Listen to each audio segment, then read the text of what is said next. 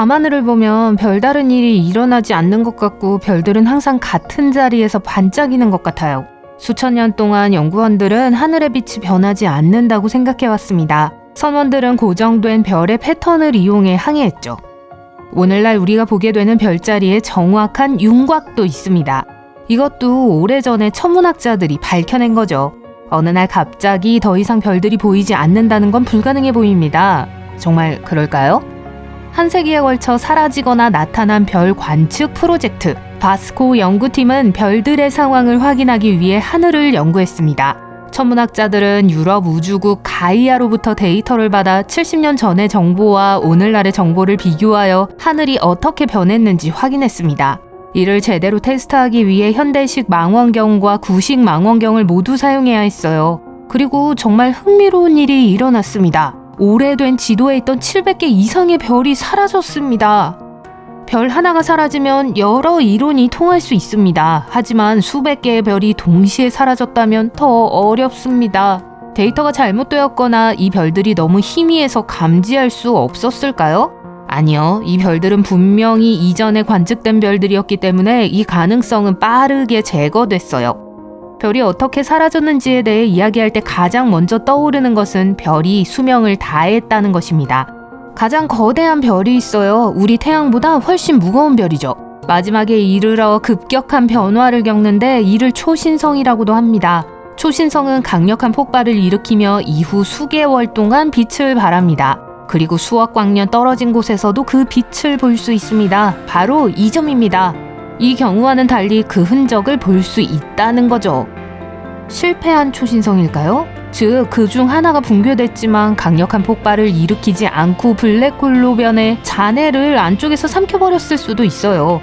하지만 그 누구도 이 별들 근처에서 블랙홀이 활동 중이라는 징후를 언급하지 않았습니다. 별이 주변의 먼지나 가스 때문에 잘 보이지 않는다면 어떨까요? 성간먼지와 가스가 멀리 있는 천체의 시야를 가리기 때문에 이런 일은 쉽게 일어날 수 있어요. 그러나 비정상적으로 높은 온도의 먼지나 가스의 흔적은 없었습니다. 그 어떤 것도 파괴되지 않았습니다. 만약 그런 일이 있었다면 연구원들은 흔적을 발견했을 거예요. 게다가 사라진 별들이 모두 같은 지역에 있었던 것도 아니기 때문에 한 가지 치명적인 원인으로 모두 사라진 건 아닐 거예요. 또한 별들이 모두 같은 수명 단계에 있지 않았습니다. 따라서 우연히 모두 죽음이 가까워졌다고 볼 수는 없습니다. 특별히 늙거나 젊은 별들이 아니었고 크기와 밝기도 서로 다른 단계에 있었어요. 어떨 때는 이 별들이 자연현상 때문에 사라진 것이 아닌 것 같기도 했어요. 어쩌면 우주 어딘가에 있을지도 모르는 다른 문명과 관련된 것일지도 모른다는 생각이 들어요. 별, 특히 우리가 설명할 수 없는 별의 행동을 주의 깊게 관찰하면 다른 행성의 비밀 문명을 우연히 발견할 수 있을지도 모릅니다. 사라진 별들에게 정확히 무슨 일이 일어났는지는 아무도 모릅니다. 안타깝게도 현재로서는 이러한 가설만 있을 뿐이죠. 하지만 멋진 이론이라는 점은 인정해야 합니다. 감마선 폭발로 인한 일종의 광학 장광일 수도 있고, 빠른 전파 폭발은 강력한 전파 펄스로 거대한 태양이 거의 100년 동안 방출하는 것보다 수천 분의 1초 동안 더 많은 에너지를 방출할 수 있습니다. 우리는 아직 이러한 에너지 분출이 어떻게 작동하는지 이해하지 못하기 때문에 이 폭발이 무엇을 할 수 있는지 모릅니다. 하지만 어떻게 수백 개의 별이 거의 동시에... 우리 은하에는 1000억에서 4000억 개의 별이 존재하며 그중 일부가 사라지는 것을 보게 될 거예요. 우리가 왜 그런 일이 일어날 수 있는지 더 잘 이해할 수 있기를 바라요. 물론 과학자들은 지구에서 모든 은하수 별을 볼 수 없기 때문에 이 숫자에 대해 확신하지 못합니다. 일부는 너무 희미하거나 너무 멀거나 심지어 먼지나 가스에 가려져 있기 때문이죠. 하지만 과학자들은 은하수의 크기, 모양, 질량을 근거로 이 숫자를 추정해요.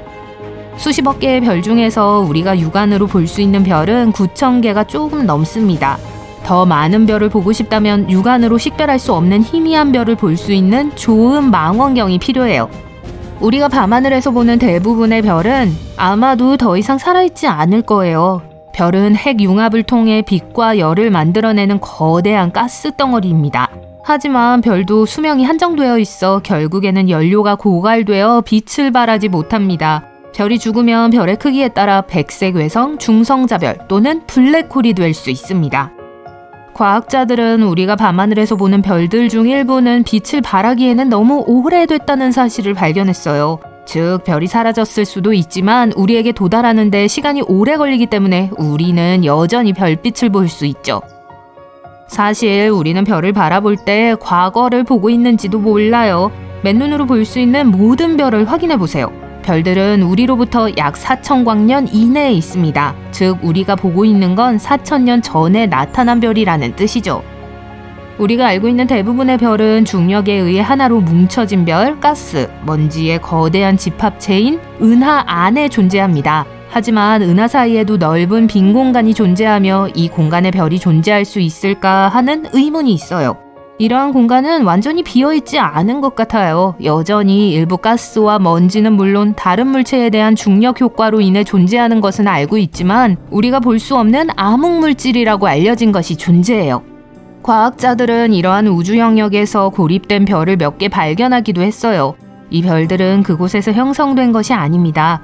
중력이나 다른 천체와의 충돌에 의해 은하에서 튕겨져 나갔을 가능성이 높기 때문에 우연히 그곳에 도착한 것입니다. 그리고 우리가 생각하는 것보다 더 많은 별이 있을 수 있지만 지구에서 보기에는 너무 희미합니다. 별은 실제로 반짝이는 것이 아니라 지구에서 볼 때 그렇게 보이는 것일 뿐이에요. 지구의 난기류 때문에 별이 반짝이는 것처럼 보여요. 별에서 나오는 빛은 대기의 여러 층을 통과해야 해요. 모든 층이 똑같이 밀도가 높은 것은 아니기 때문에 빛이 약간 굴절되어 색과 강도가 달라집니다. 시리우스라는 별이 있는데 이 별은 때때로 반짝거리고 빛나고 너무 번쩍거려서 어떤 사람들은 이 별을 외계에서 온 것으로 보기도 해요.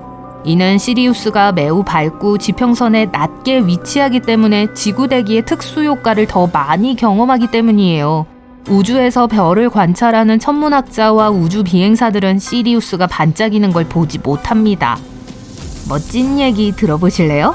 저, 여러분, 여러분의 친구들, 그리고 모든 인류는 모두 우주 먼지로 만들어졌어요. 인간의 몸과 지구상의 모든 생명체를 구성하는 원소들은 별 안에서 형성됐어요.